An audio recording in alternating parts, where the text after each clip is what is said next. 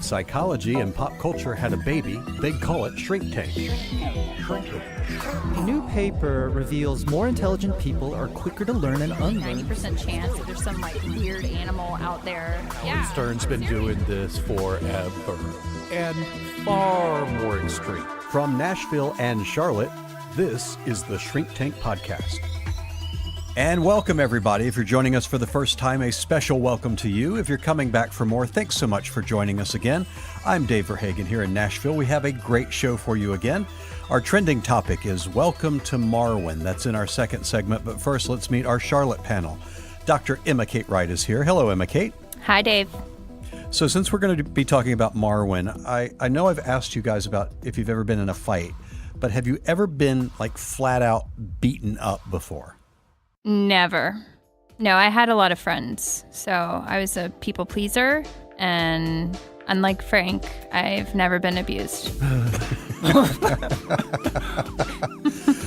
So we're leading right into that one. Was Frank abused? Yep. I just thought his parents neglected him. Right, in his palace in Iran. There's a little emotional thing going on there. It's okay, though.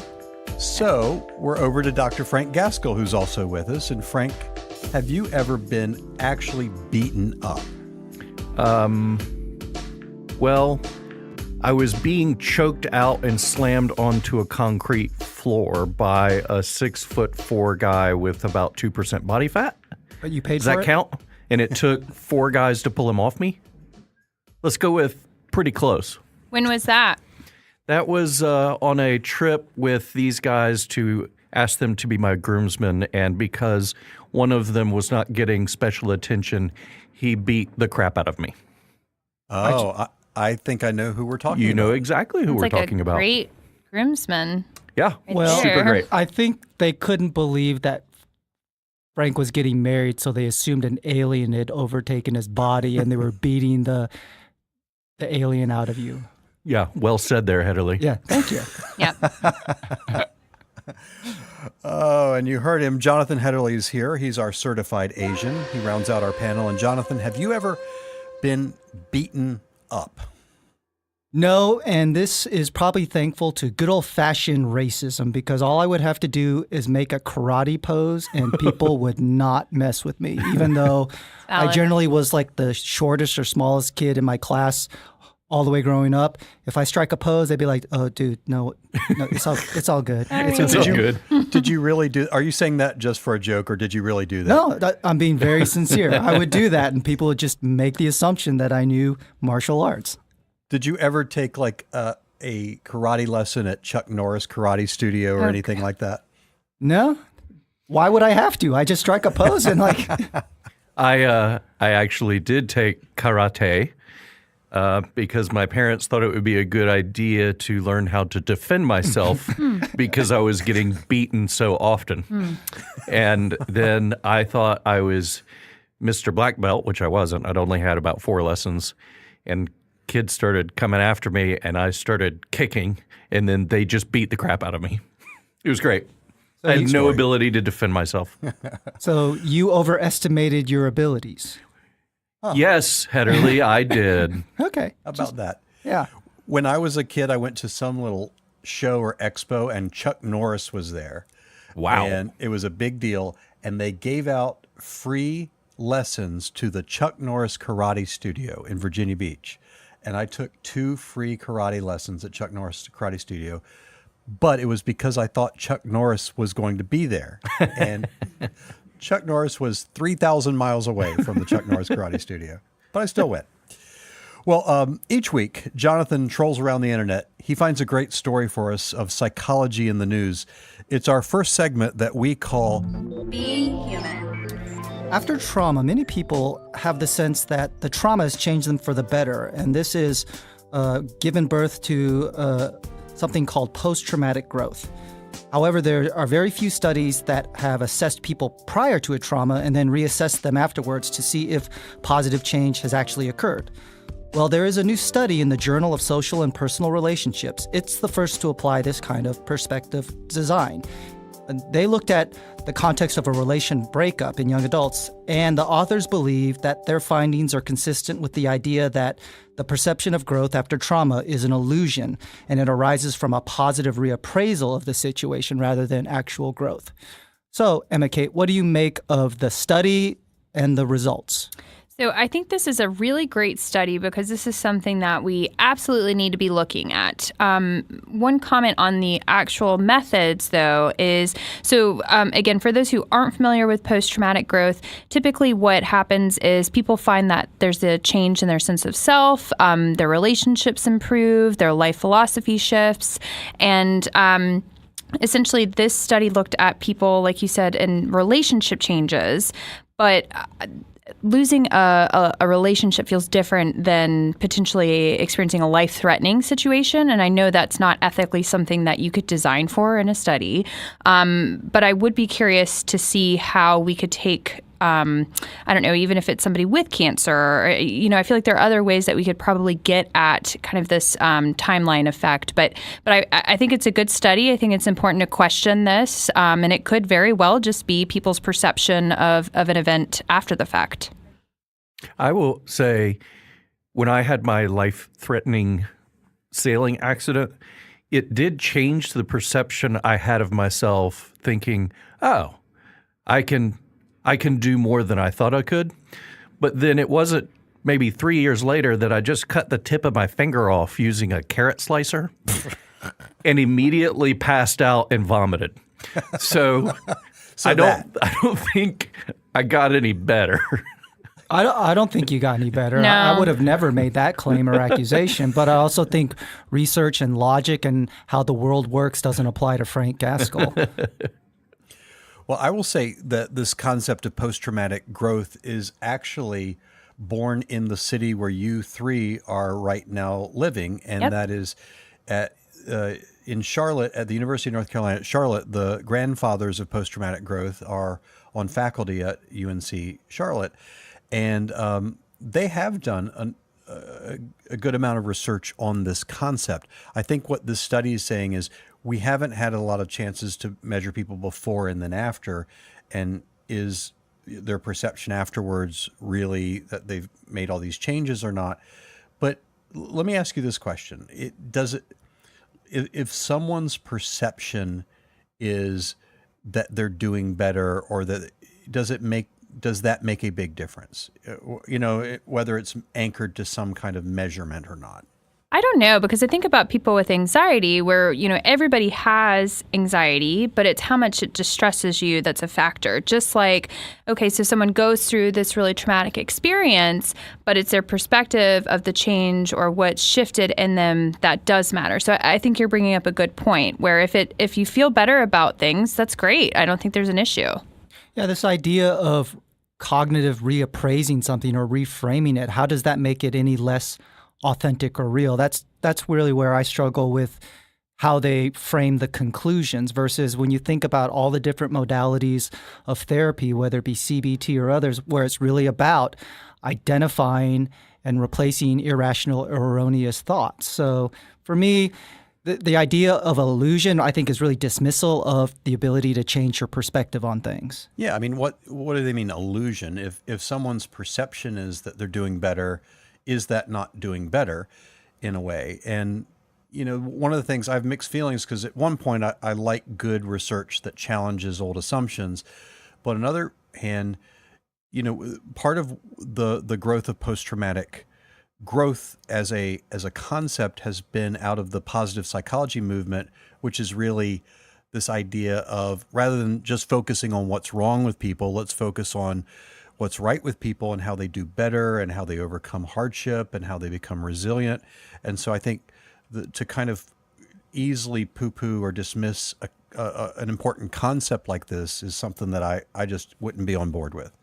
Yeah, and I also struggle with trying to draw conclusions about trauma, interviewing people that have a relationship breakup. And I don't want to dismiss that, but I guess I would have to ask Emma Kate, who had an engagement breakup over the phone. Well, it wasn't really a breakup. He just said, I'm not Was it interested. like an adios or a dump? No. And I just Like, want to know, like, You was know, that really just traumatic? A 6-year relationship and then on the phone. Yeah. Yeah, so that was fun. But no, I would not. I would. There. I mean, it's apples and oranges. A breakup. I mean, as much as that really sucks, it was absolutely not the same as my cancer or my fire. But they're both fruit. Yes, they both suck. Apples and oranges. They're don't both fruit. Got it. Yeah, there's a book that I've recommended on this podcast before called The Coddling of the American Mind. And one of the concepts that he brings up in there is that the notion of trauma has had this concept creep over the years, where it used to be defined as trauma was something that threatened your life or something that was severe, where you were severely injured. And we've broadened it to anything that's hard for us. And so I think post-traumatic growth was really born out of that initial concept of trauma, of like someone that nearly died or lost someone to cancer or other major life-threatening or life-altering circumstances, and not kind of more milder things that are part of the normal human experience. So I'm not so sure I'm down with this one. But if you have questions or comments, we'd love to hear from you. You can write us at feedback@shrinktank.com. And you'll probably notice the theme today. We talked about it with our opening question. We talked about it with our story. And we're going to talk about it with our trending topic, which is Welcome to Marwen. Welcome to Marwen's a movie with Steve Carrell. It's coming out this month. And if you don't know the story, it's based on the real life story of a guy named Mark Hogenkamp. And he was assaulted by 5 men in 2000. They beat him unconscious. He was 9 days in a coma, 40 days in the hospital. He suffered brain damage and incredible amounts of memory loss. In fact, the assault happened in 2000, but he could only remember, the first thing he could remember was from 1984. So he had a 16-year memory gap. So when he woke up, he had to learn how to walk and talk again, and he needed therapy, but he couldn't afford it. And so he started to build these little towns with little figures that were part of his therapy. And he used a camera to capture stories, and it was kind of his way of working this out. And this has been captured before, this has been written about, and now this is a dramatization that looks really, really innovative and cool. Robert Zemeckis is the director, so you know we could be in for some really cool things.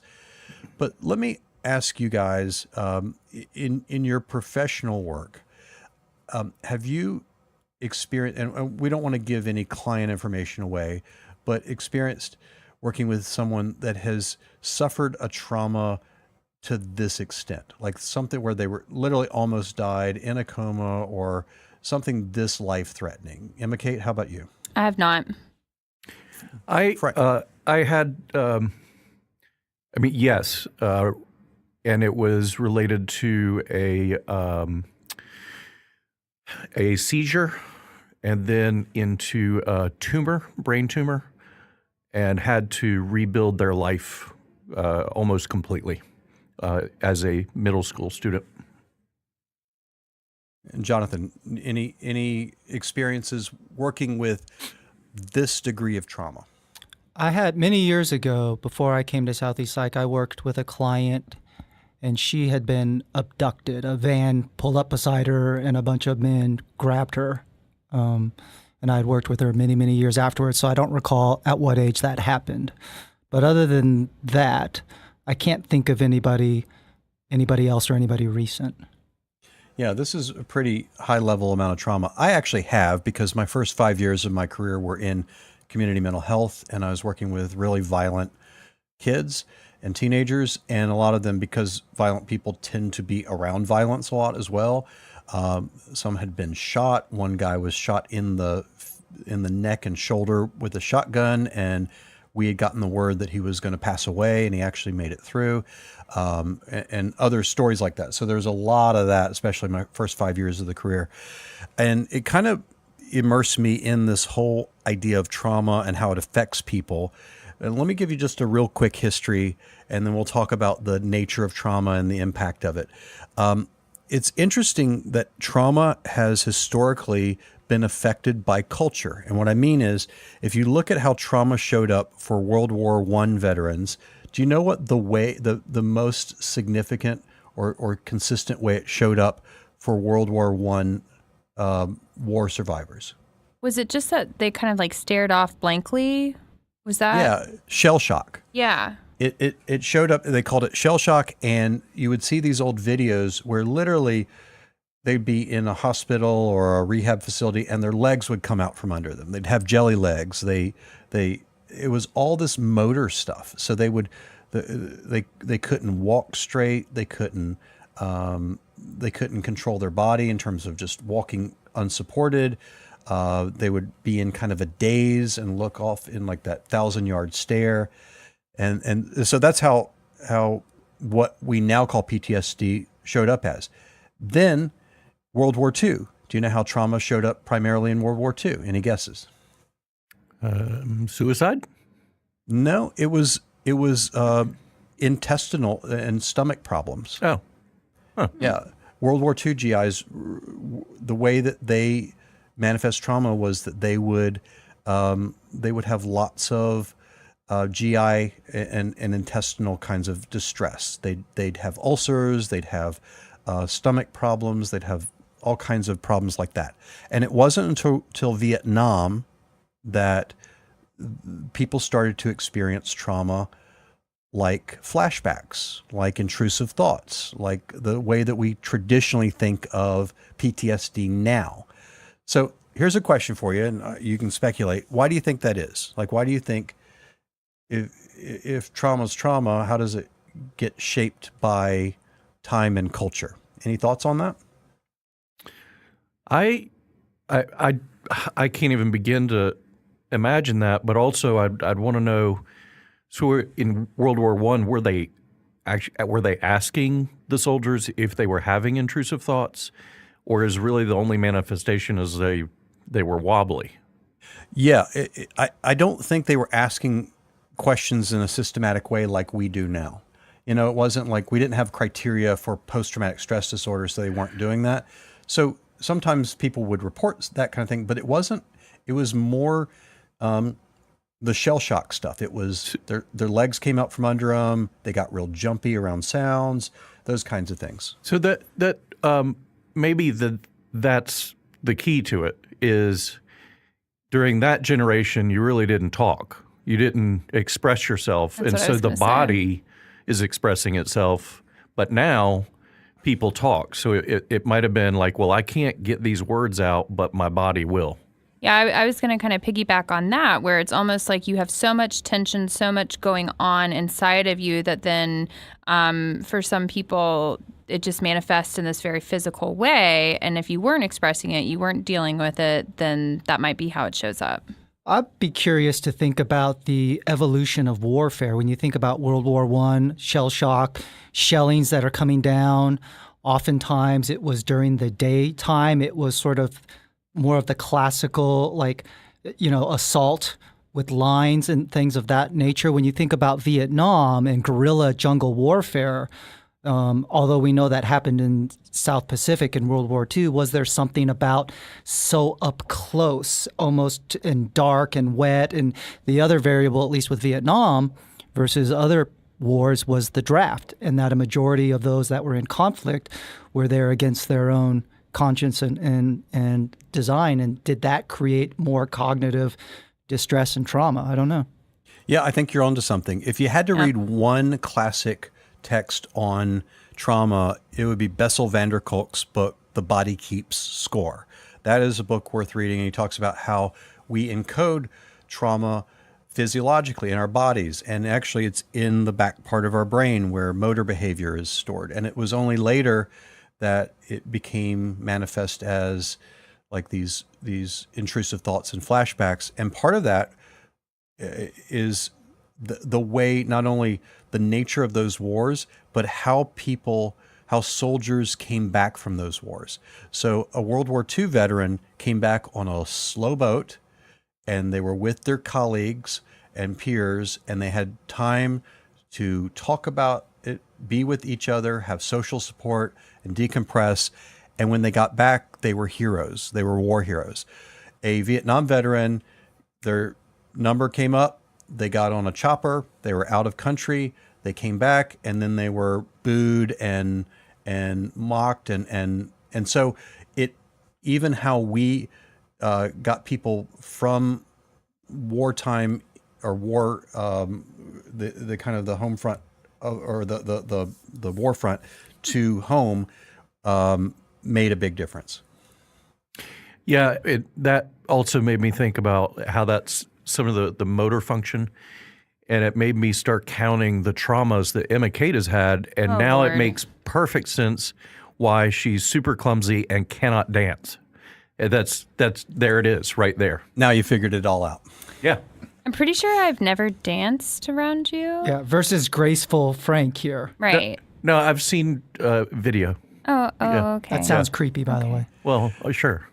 So let's spend a little bit of time talking about this Welcome to Marwen. We haven't seen the movie yet because it's not been released as we're recording this, but is in terms of that as a way of working out trauma, right? So he uses this idea of this 1/6 scale of a World War II town and that he creates, and these women that he had crushes on, and he populates them with these little figures, and he's sort of working all this stuff out.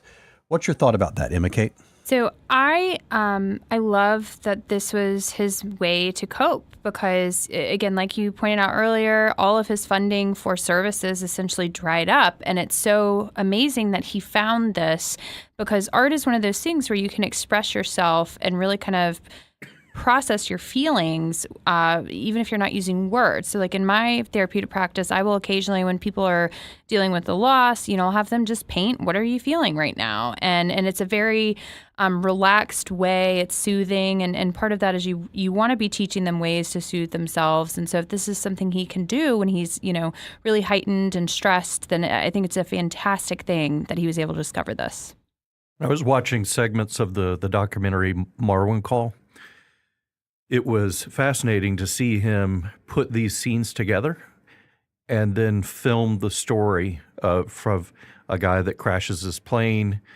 He stumbles upon a Jeep with these 3 women in it. They take him back to the village. All the men have been killed. And it's play therapy. He's literally doing play therapy with these sets. Yeah, I've actually done some psych cinema episode. I did an episode on Barry, and then I've written about Emma Stone and her anxiety growing up. And I referenced in both of those how both found theater, drama, improv, performances as a way to really cope with their anxiety. And there's a lot of good research out there that looks at drama therapy decreasing symptoms of social anxiety. There is drama and theater used for young children on the spectrum. So this idea of externalizing and role playing, and I don't do drama therapy, I don't do play therapy, but we'll do role playing in session to help people sort of externalize and detach from something to work through how they might respond or how they might advocate for themselves. So I see very little difference in what Marwen does in terms of creating a world where he can really be in control, and navigate the challenges and distresses that he experiences. Right, and I love that. If I recall correctly, I think he creates it's World War II village, right? Isn't that kind of what he's working yes. with? So, and I'm pretty sure he's got a series of male characters that are like these Nazi bad guys, and those are the people that represent the guys that beat him up and hurt him.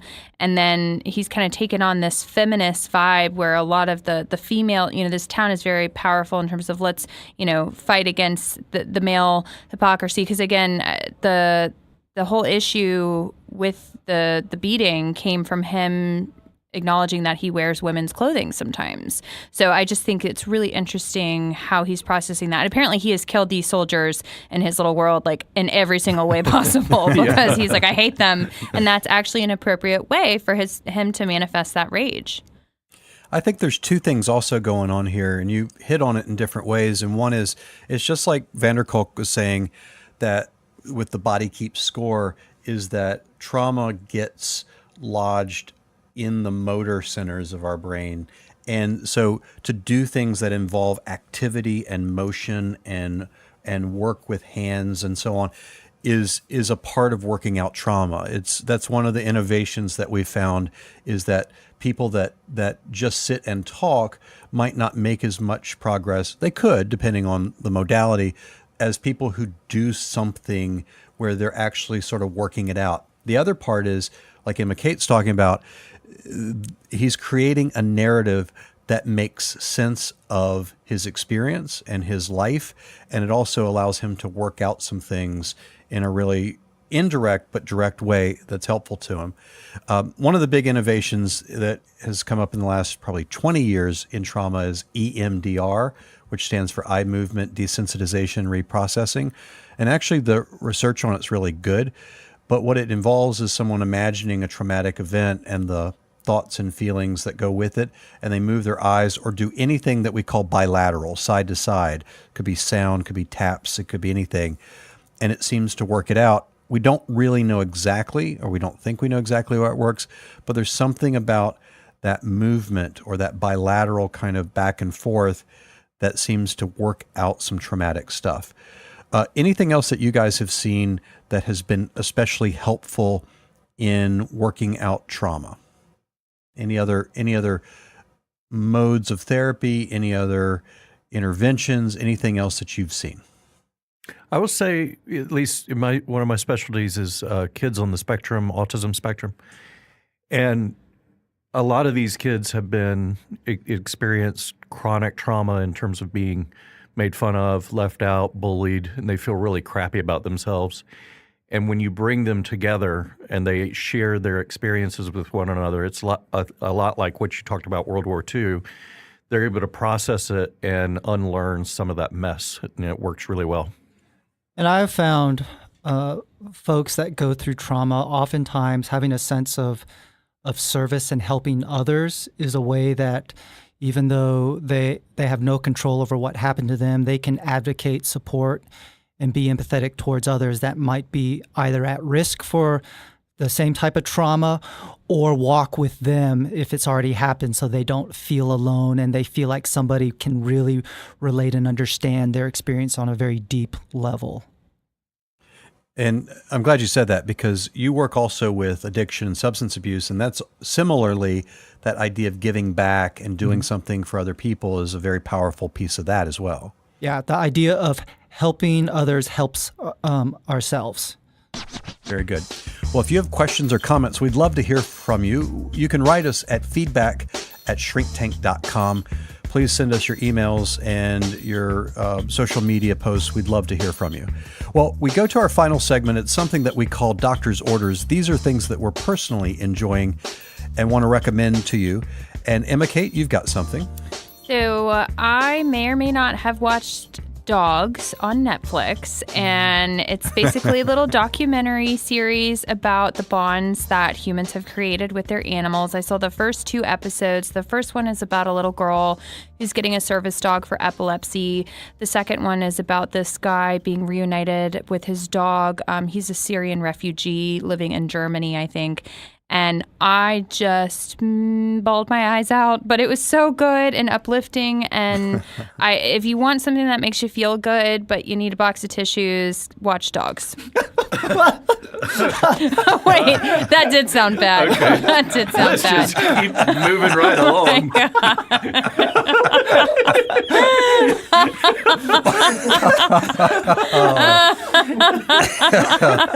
Yes. That I've never gotten a doctor's orders like that. That's some recommendation. Ooh, okay, it was. Wowee. Yeah. Okay. Not like that. And Jonathan. Well, right now, Netflix is crushing it for me. I may have already mentioned The Ballad of Buster Scruggs, the Coen brothers Western anthology that's now on Netflix. I recently watched another another thing on Netflix. It's called Bumping Mics with Jeff Ross and Dave Attell. It's the type of comedy that I'm unapologetically fall for. It's really about roasting people, and it's two comedians on stage together. And when one person roasts them or the audience really well, instead of fist bumps, they bump mics. And so I highly recommend you check it out. It's called Bumping Mics with Jeff Ross and Dave Attell. And I've recommended the show American Ninja Warrior on the show before. In fact, I've interviewed the host of the show. I've interviewed the only winner of the show, the only person that's won the whole deal, and several other top competitors on the show. There's now a show called American Ninja Warrior Junior, and they're kids. And so it starts with 9-year-old kids and 11-year-olds, 13-year-olds. And so what's cool about it is they give the little backstory and how they trained. But some of these kids, they're just like itty bitties, and you're like, there's no way they're going to do this course, and they tear it up. So it's super fun to watch, and I would recommend American Ninja Warrior Junior. All right, that's going to do it for this edition of the Shrink Tank podcast. You can check out shrinktank.com for great articles and videos. You can also find links to our Doctor's Orders products.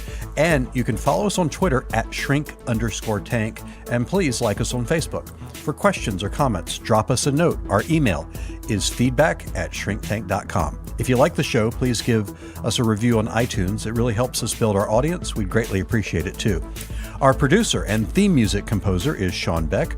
Our associate producer and social media guru is Mariel Butler. For Emma Kate Wright, Jonathan Hedderly, and Frank Gaskell in Charlotte, I'm Dave Verhagen in Nashville. Tell all your friends about us and make it a great week.